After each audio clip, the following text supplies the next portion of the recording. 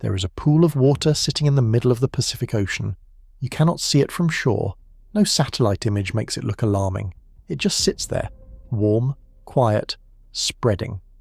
About the size of the continental United States, and it is getting hotter. The last time ocean temperatures climbed this fast in this region, somewhere between 600 million and 1 billion people faced food shortages. Governments collapsed. Rivers ran dry. Forests that had stood for centuries turned to ash in weeks. That was 1997. The planet was 1.5 degrees Fahrenheit cooler than it is right now. What is coming in 2026 is the same phenomenon, but arriving on a world already running the hottest baseline temperature in the entire span of recorded human civilization. Scientists call it El Niño. They've been watching this one since late 2025. And in May of 2026, the Climate Prediction Center issued a forecast that doesn't leave much room for comfort. 82% probability of a strong event. 96% chance it holds through the winter of 2026 into 2027. This is not a storm. It doesn't end in a weekend. It's a planetary reorganization of weather that will run for over a year, and it's already underway. How a single pool of warm water controls your weather. Most people picture the Pacific as just ocean, vast, blue, indifferent. But it operates like a machine, and that machine has rules. Under normal conditions, trade winds blow east to west along the equator. They push warm surface water westward, piling it near Australia and Southeast Asia. The eastern side, near Peru and Ecuador, stays cool. That temperature difference drives monsoons across South Asia. It sets the rhythm for growing seasons that feed billions. It determines whether rivers in Central America run or dry up. Think of those trade winds as a stretched rubber band holding the warm water in place on the far western end of the ocean. El Niño begins the moment that rubber band goes slack. The winds weaken. The warm water slides back east. An enormous blanket of heat spreads across the central and eastern Pacific, and when it hits the atmosphere above it, the energy transfer is staggering. The ocean, which had been storing heat quietly for months, discharges like a battery all at once. In 2026, scientists first observed the trade winds weakening as early as February. By April, the warm water was already moving east. By May, the forecast was locked in. The slosh had begun, months ahead of schedule. Speed matters here. A slow-building El Niño gives farmers time to switch crops, governments time to stockpile grain, supply chains time to adjust. A fast one catches everything mid-step. The worst famines in El Niño history happened when the event outran the response. And this one is running ahead of every timeline the models predicted even 6 months ago. The fever reading that separates bad from catastrophic. Sea surface temperatures in the central tropical Pacific are already tracking well above normal. The anomaly expected to exceed 3.5 degrees Fahrenheit above baseline. That is the threshold separating a moderate El Niño from a major one. Forecasters believe it will push higher still. To picture what that means, imagine every square mile of the Pacific across a stretch the width of the continental United States running a persistent fever, pumping heat into the atmosphere around the clock, 24 hours a day for over a year. Some climate models are pointing toward what would qualify as a super El Niño, sea surface temperatures exceeding that threshold by a significant margin. Others project it falling just below. The debate is about magnitude, not direction. Across almost every model, the signals point the same way, and one of the most alarming signals isn't even in the ocean, it's 6 miles above your head. The river of wind that controls where winter goes. There is a river of wind circling the planet at cruising altitude, moving at speeds up to 200 miles per hour. Pilots use it to save fuel. Meteorologists use it to predict weather weeks out. It is called the jet stream, and under normal conditions it flows roughly west to east across the northern half of North America, steering storms, controlling cold fronts, maintaining the general predictability of seasonal weather. El Niño bends it south. The enormous heat release from the Pacific pushes the jet stream off its usual track. It strengthens the southern branch while weakening the northern one. The result is a completely different weather map. The southern United States gets wetter. California and the Southwest, normally dry in winter, can be drenched by storms riding the shifted jet. The Pacific Northwest runs warm and dry. The whole continent runs on a different setting, one that wasn't in the forecast, but the jet stream shift extends far past North America. Southern Europe gets more storms, Northern Europe warms, the Mediterranean dries. A single warming event in the Central Pacific sends pressure waves through atmospheric systems thousands of miles away. What makes 2026 different? The background heat from decades of climate change has already nudged the jet stream slightly south of where it sat 30 years ago. El Niño pushing it further south means the stream reaches lower latitudes than any historical comparison fully accounts for. Emergency managers have playbooks for El Niño winters. This one is operating outside the range those playbooks were written for. There is one more consequence of a southward shifted jet stream that almost nobody discusses. It dramatically increases clear air turbulence over North American flight corridors, the invisible, radar-undetectable kind that strikes with no warning at cruising altitude. Aircraft crossing the turbulent boundary between fast and slow air masses can experience sudden violent jolts. Airlines have already begun adjusting routes. It's a minor inconvenience compared to what's happening on the ground. But it is a reminder of how deeply El Niño reaches into systems most people never think about, and what it does to the ground itself, specifically to the water supply, is where the human cost starts to become real. Global water bankruptcy. There is enough fresh water on Earth to sustain every living person. The problem has never been the total amount. It is where the water lands. El Niño doesn't destroy water. It moves it, pulling rainfall away from the places built around receiving it, and dumping it on places that have no infrastructure to absorb what arrives. Scientists studying this pattern have coined a phrase for the result: global water bankruptcy. The term is blunt because the condition is blunt. The hydrological system stops delivering what societies were built to expect. Two disasters happen simultaneously on opposite sides of the planet. On the drought side, rivers drop, reservoirs shrink, crops wither. On the flood side, infrastructure fails, fields wash out, drinking water gets contaminated. And here is the part that seems almost designed to be cruel. The flooded regions often end up with less usable water than they started with. The water arrives too fast, picks up too much contamination along the way, and destroys the very systems meant to capture and distribute it. The regions entering this El Niño are already running a deficit. Aquifers across South Asia, the Middle East and North Africa have been drawn down for decades. Rivers that once ran year-round now go dry seasonally.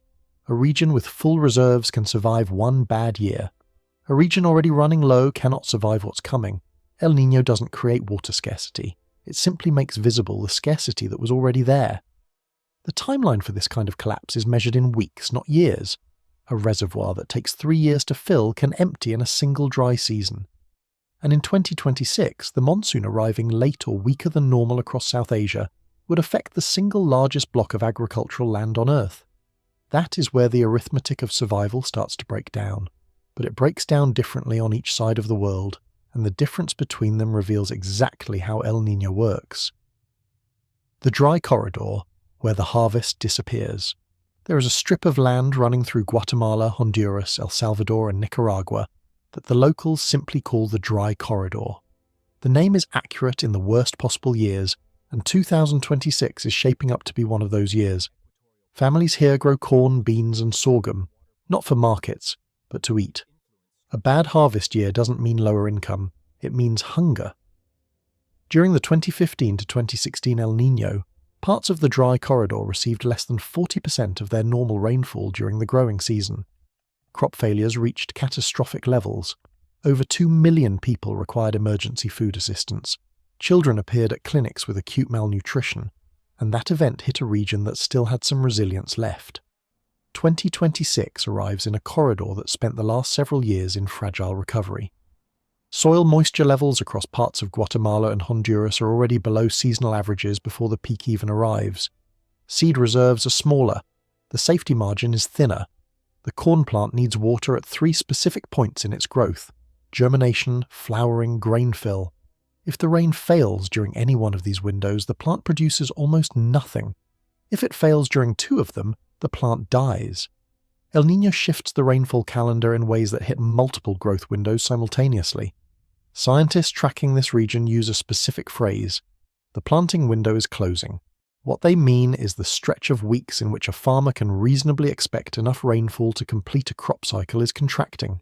In a strong El Niño year, that window can close almost entirely. Farmers switching to drought-resistant varieties sacrifice yield for survival. A family that normally stores 10 months of food ends up with 6. That is already a crisis. For families eating lean entering this season, 6 months of food means 4 months of hunger. The dry corridor is also where one of the largest climate migration pressures in the Western Hemisphere originates. When harvests fail for multiple consecutive years, people leave. Emergency planners already positioned in the region are forecasting another migration wave. The fields are dry, the forecasts are clear, and the people most affected have the fewest tools to respond. Directly across the mountains, on the Pacific coast of South America, the opposite disaster is building, and it is just as devastating, in completely different ways. When the driest place on Earth drowns. The coastline of Peru and Ecuador sits at the edge of one of the driest deserts in the world. Lima, Peru's capital of over 10 million people, receives almost no rainfall in a normal year. The entire region is engineered around scarcity. Water comes from rivers fed by Andean glaciers. Infrastructure was built for dryness. When El Niño arrives and the warm Pacific water floods back east to reach the South American coast, the atmosphere above it goes haywire. Normally dry air suddenly sits over water several degrees warmer than usual. Intense evaporation drives moisture skyward. It collapses as torrential rain over a region, with almost no infrastructure to handle it. During the 1997-98 El Niño, the strongest on record for comparison, northern Peru received as much rain in a single month as it would normally receive in a decade. Dry riverbeds became 40-foot wide torrents. Entire hillside neighborhoods slid into valleys. Roads built on ground that had been dry for centuries dissolved overnight. The 2026 event is tracking towards similar intensity. The region has grown substantially since then. More people live in flood-vulnerable zones. More infrastructure sits in paths that became rivers in 1998. Urban planners built for the dry normal. Here is the cruel paradox of this particular disaster. The region is desperate for water, and the arriving flood is almost entirely unusable. It comes too fast. It overwhelms drainage systems built for light rain. It picks up soil, waste, and debris as it runs off. By the time it reaches any collection point, it is too contaminated to drink without treatment. And the treatment infrastructure in most of these cities was never built to handle water at this volume or this level of contamination. So the city drowns in water it cannot drink. The rivers fill with water too dangerous to irrigate crops. The flood destroys the very piping systems that distribute clean water to households. In the aftermath, the clean water supply is often worse than before the rains arrived. Then, within days, the second wave begins. The invisible disaster that follows the water. Flood water is not just water. It's a moving mixture of agricultural runoff, fuel residue, industrial waste, and sewage. When it recedes, it leaves all of those contaminants behind, dried into dust, soaked into soil, settled into the sediment of wells and water sources that communities will return to. Cities with strong sewage infrastructure keep two systems forever separate. Treated water going to taps, wastewater going to treatment plants. Flooding destroys that separation within hours. Sewage overflows, treatment plants flood and stop operating. Pressure differentials in distribution pipes reverse, pulling contaminated water into the supply. Residents who return to homes often use water they believe has cleared before testing confirms it's safe. Cholera has an incubation period of hours to 5 days. Severe cases produce rapid, catastrophic fluid loss. Without treatment, a healthy adult can die within hours of symptom onset. With treatment, the survival rate is high. The challenge is delivering treatment fast enough to enough people in a flooded, partially inaccessible area, while the international attention has already moved to the next story. The cholera peak in a flood zone typically arrives not during the event itself, but in the 2 to 6 weeks following it. That is exactly when local health systems are most exhausted and when outside resources are being withdrawn.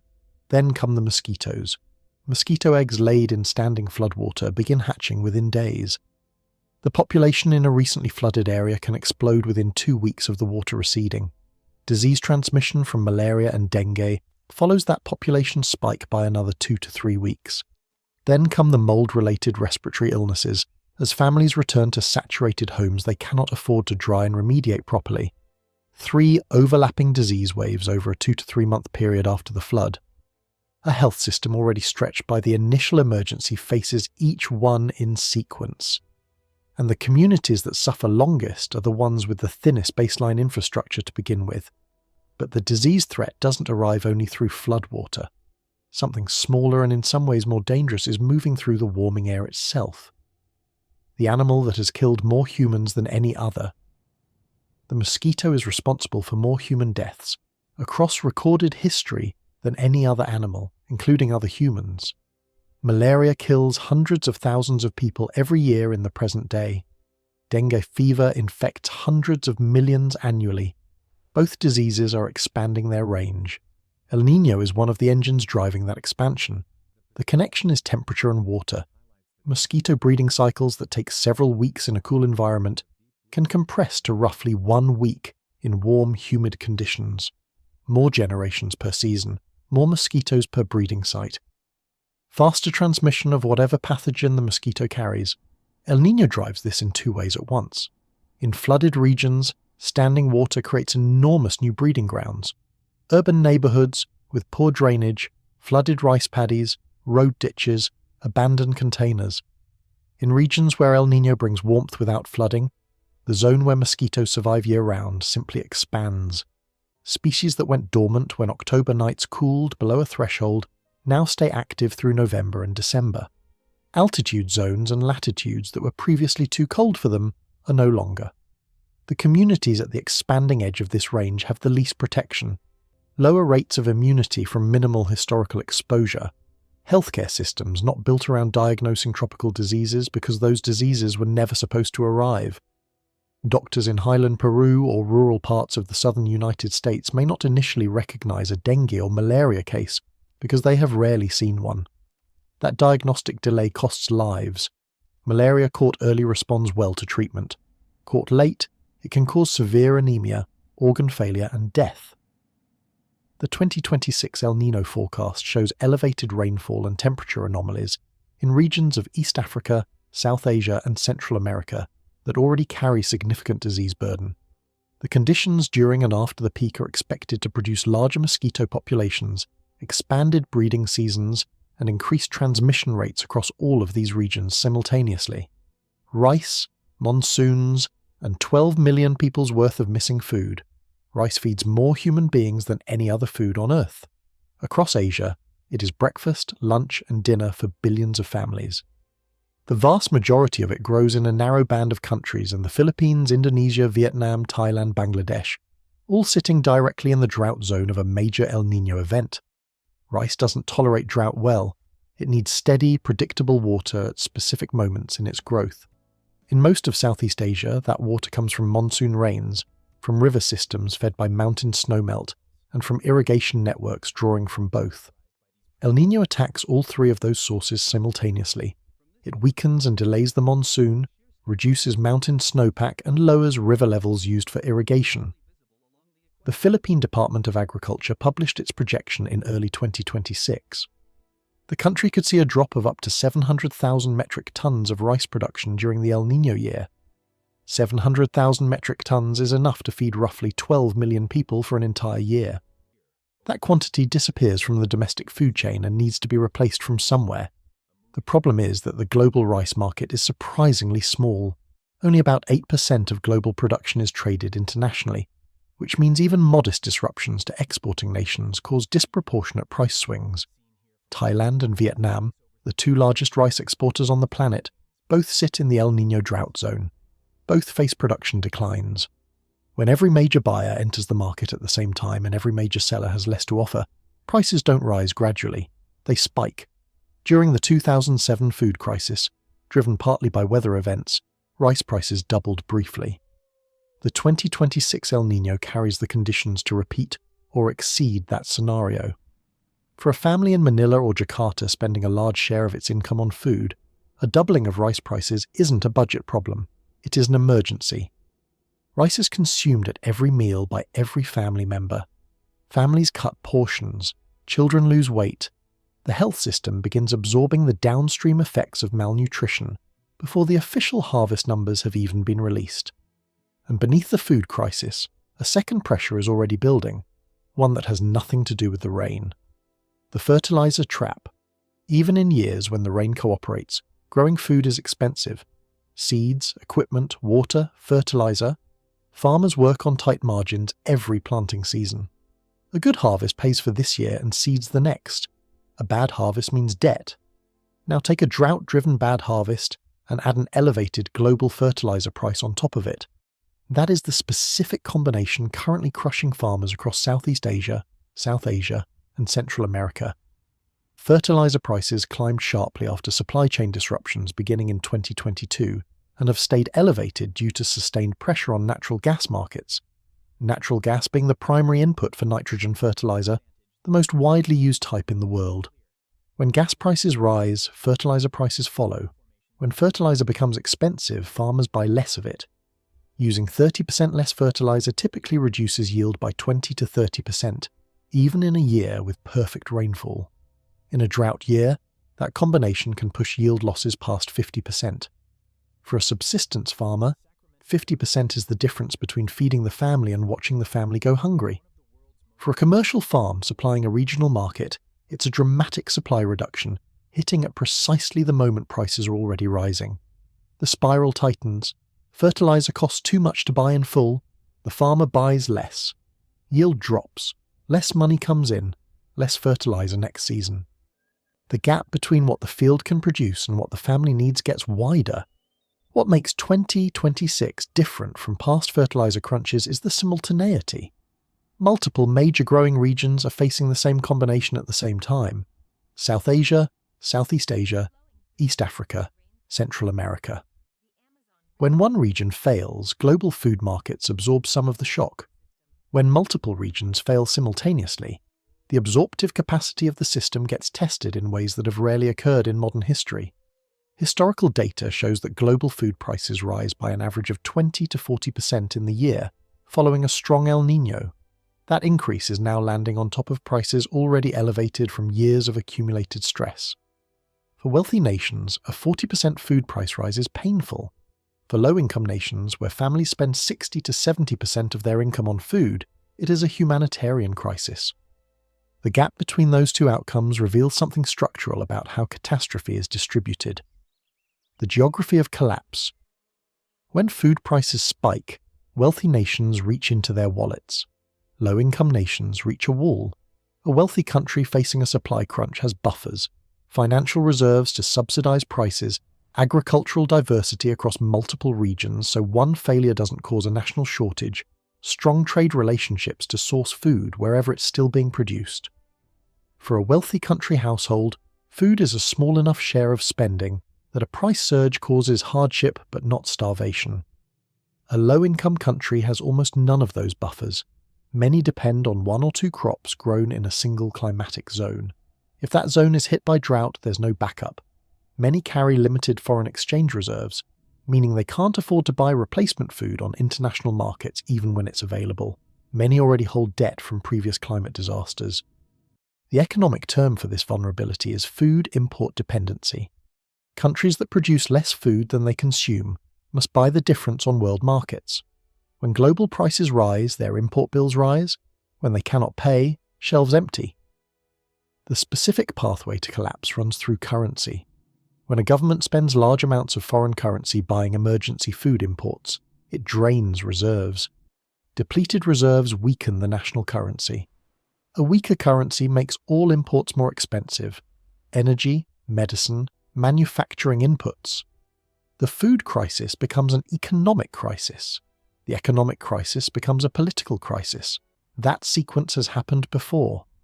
During the 1997 to 98 El Niño, economic crises across Southeast Asia deepened partly because of agricultural disruption, layered on top of financial market stress. Countries with strong reserves weathered it. Countries without them faced years of setback. International food aid exists precisely for this scenario, but those programs are resource-constrained.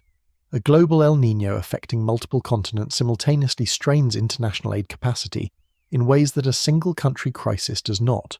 The wealthy absorb, the poor collapse, and while food systems buckle under this pressure, the forests are doing something that may prove even more permanent. The Amazon is sick, and El Niño is about to make it critical. The Amazon holds roughly 10% of all living species on Earth. Its trees release so much water vapor they generate their own rainfall. Scientists call these flying rivers, invisible streams of moisture that water the entire South American continent. But around 40% of the Amazon has already been degraded to some degree by logging and land clearing. Canopy is thinner, the ground is drier. The forest's ability to generate its own moisture is weakened. A healthy, intact rainforest is nearly impossible to burn. Canopy so dense that sunlight barely reaches the forest floor, soil that stays moist year-round. A degraded Amazon has lost those protections. When logging opens the canopy, sunlight dries the leaf litter on the forest floor. When drought reduces rainfall, drying accelerates. The forest that once resisted fire becomes a forest that burns. El Niño is the trigger. The rainfall suppression it causes over the Amazon can cut normal dry season rainfall by 30 to 50% in affected regions. In a degraded forest, that level of drying creates conditions where a single spark, from lightning, a cooking fire at the forest's edge, a deliberate land-clearing burn, can start a fire that grows beyond any capacity to control. In 2019, during a moderately dry year with no major El Niño event, over 3 million acres of Amazon burned in a matter of weeks. The 2026 dry season will arrive with El Niño suppressing rainfall over a forest that has been further degraded since 2019. Large Amazon fires release enormous quantities of carbon dioxide into the atmosphere, which accelerates the warming that drives future El Niño events and climate stress. A major Amazon fire season feeds the very conditions that make the next one worse. Scientists call this a tipping point feedback loop. Most scientists agree the Amazon is approaching a threshold. What they are still debating is whether 2026 is the year it crosses it. 150 million acres, before the peak. By the time El Niño officially began forming in 2026, researchers tracking global wildfire data had counted more than 150 million acres burned worldwide since January, an area larger than the state of Texas, and the peak hadn't arrived yet. The reason fire activity was already at these levels before El Niño peaked is the baseline. The planet runs hotter than it did 15 years ago. Soil moisture levels in fire-prone regions are lower. Vegetation dries out earlier in spring and stays dry longer into fall. Fire seasons that once lasted 3 or 4 months now run 6 to 8 months across many regions. El Niño doesn't start this problem. It throws gasoline on a fire already burning. The Pacific Northwest of the United States faces a particularly serious outlook. Under El Niño conditions, that region typically sees a warm, dry winter and spring. Snowpack in the Cascades builds thin. Summer arrives with rivers running low and vegetation already moisture-stressed. Fire weather conditions, hot, dry, windy days where fire spreads fastest, arrive earlier and last longer. Beyond North America, elevated fire risk covers southern Europe, sub-Saharan Africa, and large sections of Australia. One climate scientist reviewing the 2026 projections described the global fire risk map as looking like a map of everywhere. Emergency responders are already stretched. Fire seasons no longer end cleanly before the next one begins. Suppression crews work longer seasons with fewer recovery days. Equipment costs more. The logistical capacity of fire management was built for a climate that no longer exists. The polar vortex, the cold that arrives inside a warm winter, high above the Arctic, a massive cylinder of cold air spins continuously around the North Pole, at the edge of the stratosphere. Under normal conditions, a strong band of stratospheric winds locks it in place and keeps Arctic cold where it belongs. When El Niño pumps enormous amounts of warm Pacific air into the upper atmosphere, it changes pressure and temperature patterns across the northern hemisphere. Those changes weaken the stratospheric winds holding the polar vortex together. The vortex wobbles, stretches, sometimes splits. Cold Arctic air escapes southward in massive surges. The result is what meteorologists call a sudden stratospheric warming event, followed weeks later by extreme cold air outbreaks across regions completely unprepared for them. Texas, Louisiana, and the Gulf Coast have heating infrastructure built for mild winters. During the 2021 polar vortex disruption, temperatures across Texas dropped to extremes the state's energy grid had never been designed to withstand. Power plants failed. Water pipes froze and burst. Over 200 people died from hypothermia and related causes. Economic damage exceeded $100 billion. That event happened without a major El Niño. The 2026 El Niño creates the atmospheric conditions that historically precede polar vortex disruptions. This doesn't mean a repeat is guaranteed. It places the risk at significantly elevated levels. The counterintuitive part: El Niño brings warmer average winters to the northern United States. The Pacific Northwest runs above temperature. The Great Lakes see less snow. From the outside, an El Niño winter looks mild. Hidden inside that mildness are the conditions for brief, extreme cold outbreaks that are precisely more dangerous because the infrastructure wasn't prepared for them. A city that expects a mild winter invests less in salt trucks, pipe insulation, backup heating, and cold weather emergency capacity. When the cold arrives at extreme levels and without warning, the entire system is caught unprepared. The temperature line that wasn't supposed to be crossed yet. In 2015, the nations of the world agreed to try to keep global warming below 1.5 degrees Celsius above pre-industrial levels. The threshold was chosen carefully. Scientists had analysed the difference in climate outcomes between 1.5 and 2 degrees and found that holding to the lower number would prevent a significant number of catastrophic outcomes: more coral reef survival, fewer extreme heat events, less agricultural disruption, less sea level rise. 1.5 degrees Celsius is about 2.7 degrees Fahrenheit. At a planetary scale, that fraction carries enormous physical consequences. As of the data available before the 2026 El Niño fully peaked, global average temperature had already climbed to approximately 1.45 degrees Celsius above pre-industrial levels. The El Niño event, by pumping stored ocean heat into the atmosphere, is expected to push the 12-month average above 1.5 degrees for a sustained period.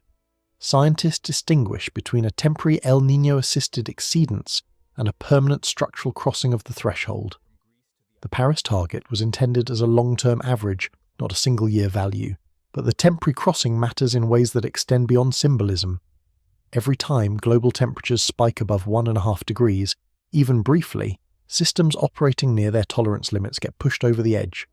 Coral reefs that survived previous thermal stress events bleach when temperatures cross fractions of a degree above what they have already endured. Ice sheets respond to temperature spikes with melt events that are not fully reversed when temperatures ease back. Each cycle of record warmth leaves a net ice deficit. The ice that melts this winter doesn't all return next winter. For the nations that argued most strenuously for the 1.5 degree target, small island states and low-lying coastal countries whose survival scenarios depended on holding that number, watching the line be crossed, even temporarily, changes the terms of everything that follows. The line is being crossed in 2026. The physical consequences will outlast the El Niño event that pushed it there. The amplifier, nobody talks about. A disaster doesn't exist in isolation. It exists on top of whatever the world looked like before it arrived. A flood does more damage when the soil was already saturated. A virus spreads faster through an already compromised immune system. The 2026 El Niño arrived on a planet carrying roughly 1.5 degrees Fahrenheit of extra warmth compared to the world that experienced the devastating 1997-98 event. That number sounds modest. The physics of it are not. Warmer oceans evaporate more water. More water vapor in the atmosphere means storms have more moisture to work with. For every degree of warming, the atmosphere can hold about 7% more water vapor. Over 1.5 degrees of cumulative warming means roughly 10% more moisture available per storm system than in the mid-20th century. 10% more rainfall sounds minor until you consider that cities' drainage systems, retention ponds, and channel networks were all sized for historical rainfall rates. 10% above those rates can overwhelm entire systems. The pipes, channels, and barriers all fail at once.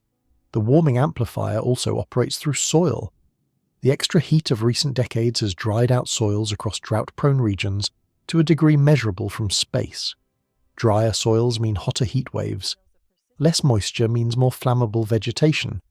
Each additional fraction of a degree of background warming adds to the fuel load available for wildfire. For disease spread, the warming amplifier lengthens the active season. A mosquito species that once went dormant in October because nights cooled past a threshold now stays active through November and December. Each extra week of activity is additional weeks of disease transmission.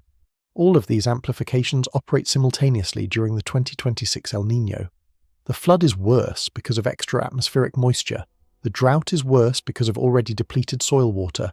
The fire is worse because of drier vegetation. The disease burden is worse because of the extended mosquito season. Each disaster is not 1.5 degrees worse than its historical counterpart. It is worse along multiple dimensions simultaneously.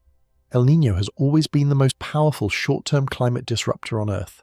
It caused famines during the colonial period.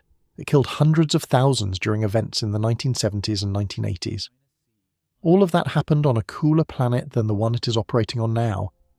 What is being watched in 2026 is the first major El Niño event fully inside the era of measurable climate change amplification.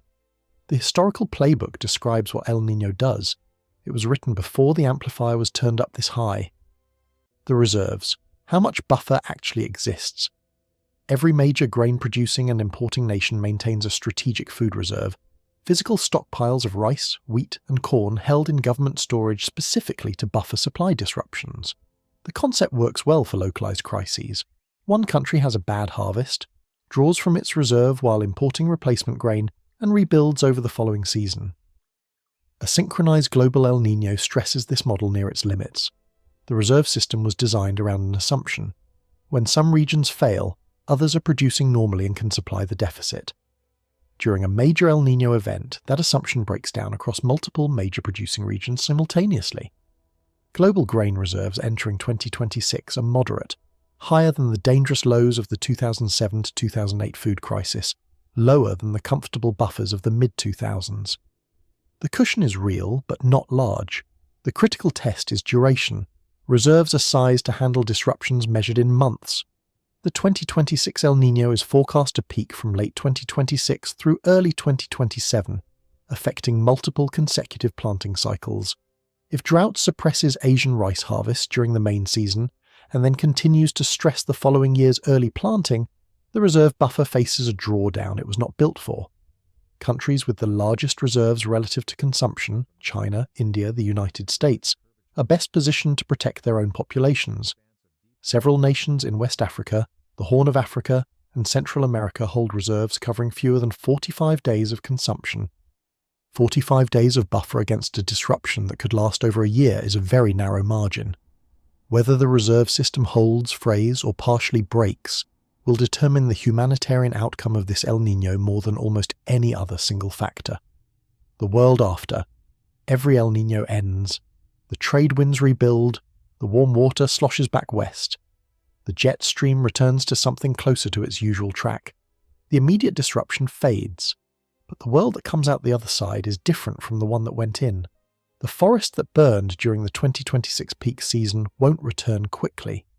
Tropical forests take decades to grow back to the structural density that allows them to function as forests rather than degraded scrubland.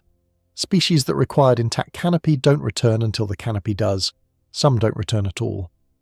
Coral reefs that bleached during the record temperatures face years-long recovery windows, assuming ocean temperatures ease enough to allow recovery. Reefs that had already experienced bleaching events and were still in partial recovery when 2026 arrived face compounded stress. Some sections won't recover. The permanent loss of reef structure means the permanent loss of coastal protection and fishery habitat for the communities adjacent to them. Ice that melted during the record warmth doesn't reverse.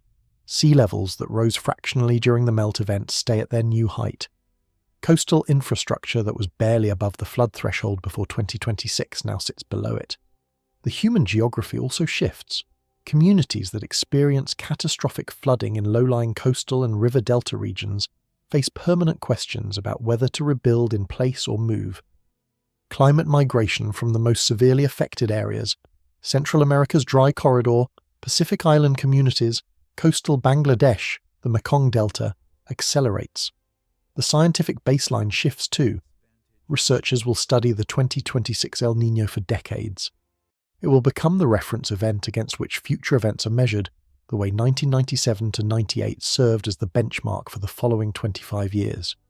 Because the next El Niño will develop on top of a planet warmer than the one that just experienced this one. The background warming doesn't pause between events. The baseline that amplified the 2026 event will be higher still when the next major cycle builds. Societies have adapted and rebuilt after every El Niño in recorded history. What is new is the speed. The new normals are arriving faster than the old adaptations can be completed. Recovery from one event overlaps with preparation for the next. The margin between surviving and not surviving narrows with each cycle. The ocean is already cooling slightly from its 2026 peak. The trade winds are beginning to rebuild. The immediate crisis is passing. The permanent consequences are just beginning.